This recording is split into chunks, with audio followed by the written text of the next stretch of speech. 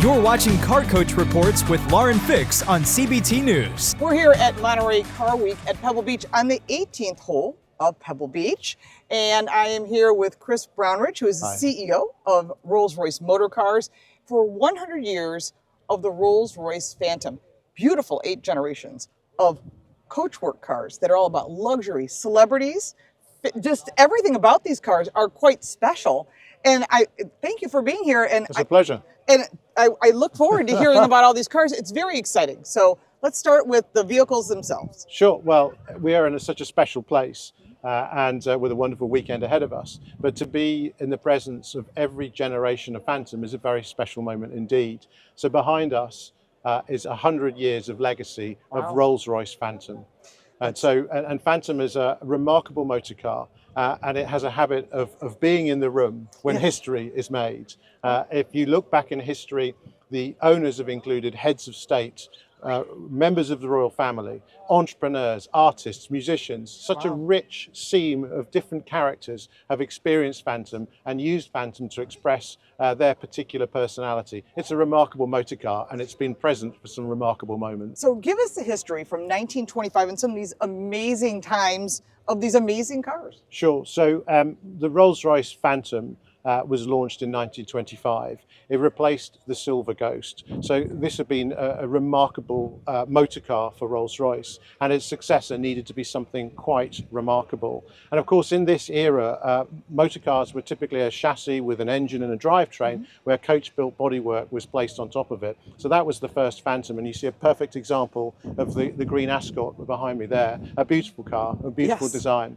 But in those days, in fact, the Rolls-Royce Phantom was built in UK, but also in America as well. So the production took place in 2 parts of the world. Now, that particular motor car, about 3,300, 3,400 were made. So it's a very special, very rare motor car with a very large engine, more than 7 litres. So it was a true luxurious drive with strong performance, and of course it was renowned for its resilience and of course sold the world over.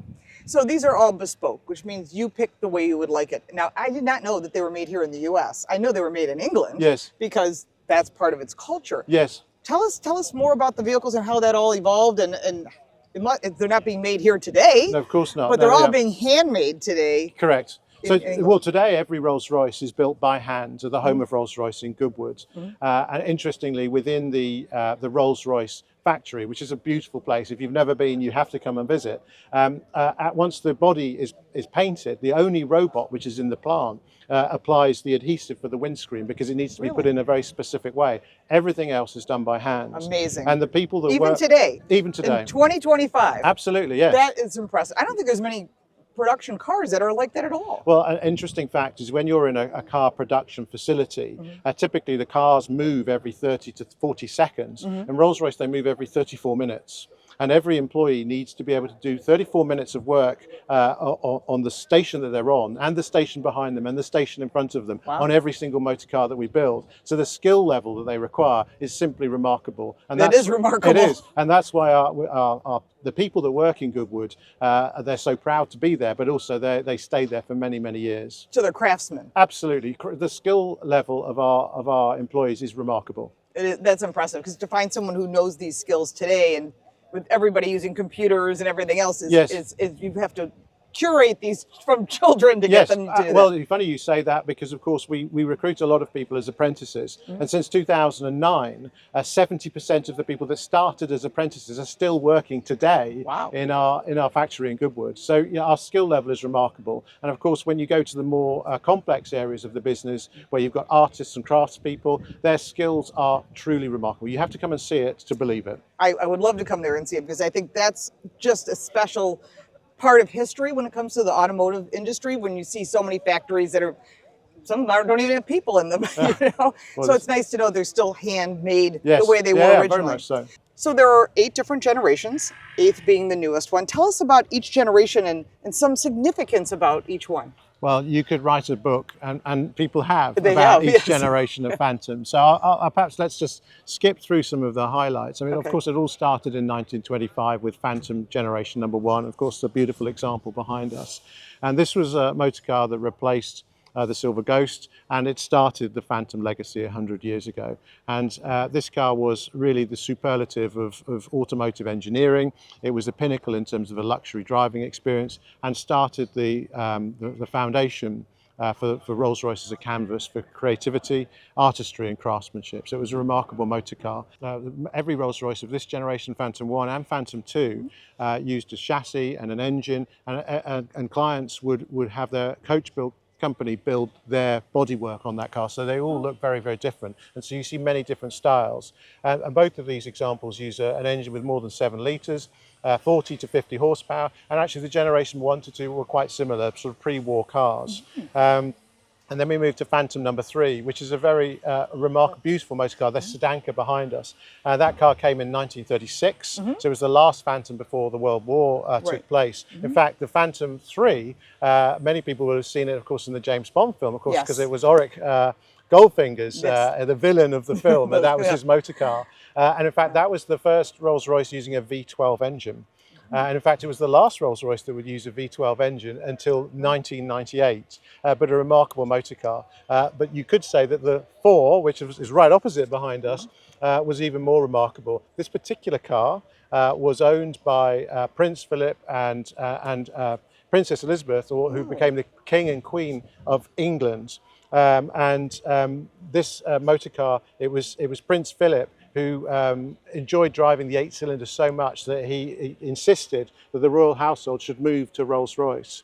And so this motor car was enjoyed by them over many, many years. And in fact, when the Queen moved to Phantom number 5, which is the car right at the bottom, Prince Philip used to continue to drive that motor car. So lots of wonderful history with that particular individual car, but also you can see this distinctive style evolving in Phantom 5. And then we moved to Phantom 6, which came along in 1971 and was in production through to 1991, so 20 years. Wow. And you can see this beautiful landaulette, which in fact, that motor car had a full electric roof, which is remarkable. Really? Another example of great engineering in Rolls-Royce in that period. So that was Phantom number 6. And then in 2003, when Rolls-Royce was, there was a renaissance and we started building motor cars in Goodwood, we launched the Phantom 7. And that was a very special motor car. And of course, we launched Phantom 7 and then as an extended wheelbase. And we also had a 2-door fixed head coupe, which is a very rare motor car indeed. Yes. And we had one of those here earlier on today. And of course, moving forwards to the latest generation, Phantom 8, again, this car upholds the legacy of Phantom, and it is the pinnacle of engineering. It is the utmost expression of luxury and the experience of getting into your extended wheelbase Phantom at the end of a long day and sitting back in its luxurious rear cabin and looking up at the starlight headliner is second to none. So what is wonderful about the Rolls-Royce Phantom today is that it upholds all of the legacy of every Rolls-Royce Phantom, and 100 years of legacy is something to be very, very proud of indeed. Absolutely. They're all handmade. They're all absolutely personalized, which I think is wonderful. You're not buying the same car everybody else has. It's specific to you. We only build a Rolls-Royce when a client has asked us to make it, and every Rolls-Royce is made to a particular client specification. And what we're seeing in all regions of the world is a growing demand for increasingly meaningful commissions of motor cars. So we're not talking about different color leather and maybe a little bit of embroidery. We're talking about building motor cars that perhaps will have more than 3,000 pieces of mother of pearl from your family collection embedded into the panel work in the car. That would be amazing. Well, anything is possible at Rolls-Royce. And so Phantom today is really the canvas for the creativity of the people that work in Goodwood. So it's a remarkable motor car, and you know, the future of Phantom is one that I'm very excited about. Wow. That's impressive.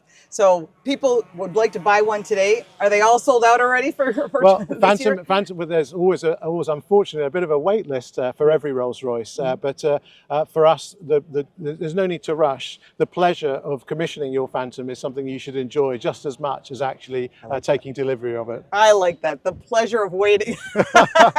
That's wonderful. Thank you so much. You're very welcome. I appreciate you showing us. It's a pleasure. My 100 pleasure. years of just beautiful hand-built cars, and that's really what Rolls-Royce has always been about. And it always will be as well. Thank you so much. Thank you. The spirit of ecstasy lives on in the Rolls-Royce Phantom.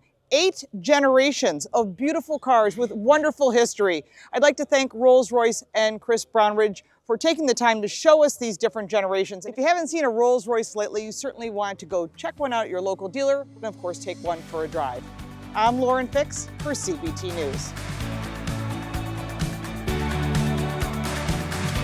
Thanks for watching Car Coach Reports on CBT News.